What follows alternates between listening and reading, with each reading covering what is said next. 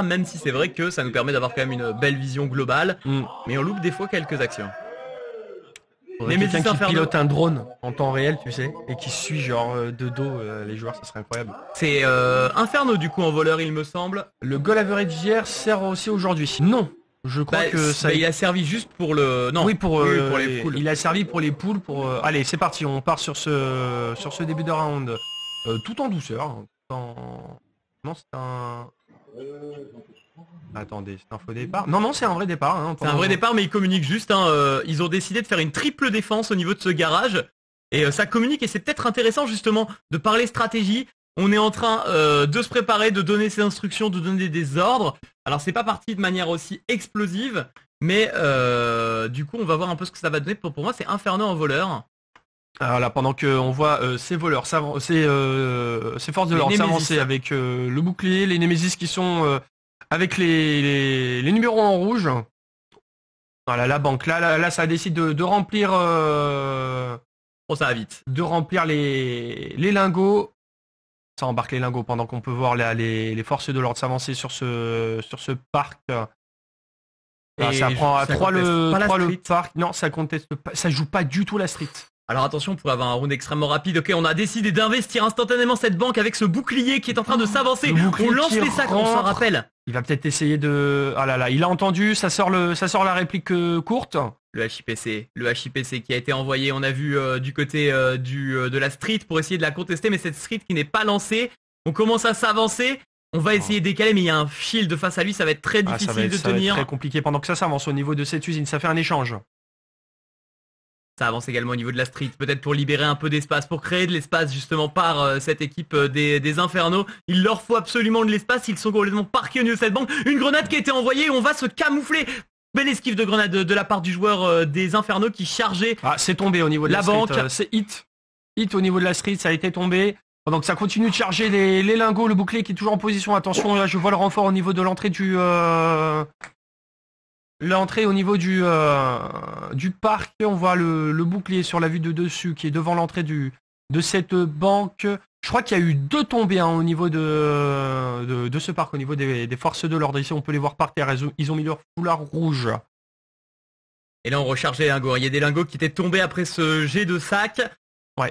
Mais on en a parlé, de cette petite stratégie de peut-être évacuer tout simplement le sac.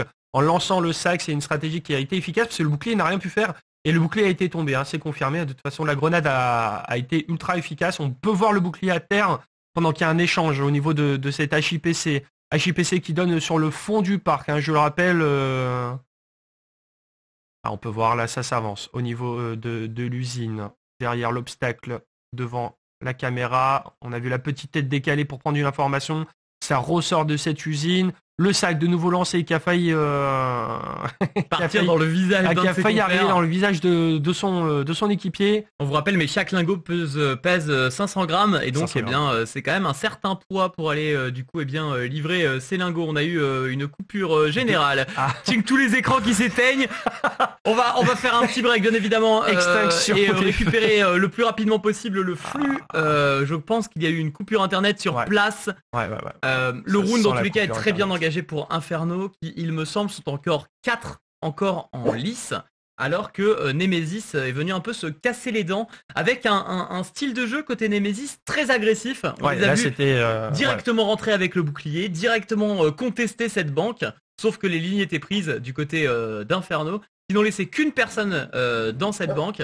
D'ailleurs, mention spéciale pour le joueur de la banque, mention spéciale pour le joueur de la banque qui a esquivé la grenade, il l'a vu partir, il s'est enfui et s'est camouflé dans la banque. Heureusement, elle n'a pas roulé jusqu'à cette banque. On vous rappelle que les jets de grenade se font... on a quand même la banque. On a récupéré la banque. Donc les jets de grenade se font uniquement à la verticale. Il faut que ce soit un tir et un lancer de grenade en cloche. On n'a pas le droit de la faire rouler au sol. Oui, c'est vrai. Alors que on est en airsoft. C'est vrai que normalement, sur la plupart des associations, justement, on évite la cloche. Peut-être éviter un contact avec la grenade ou quoi.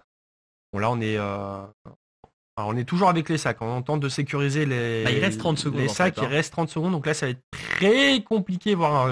Il va partir avec les deux.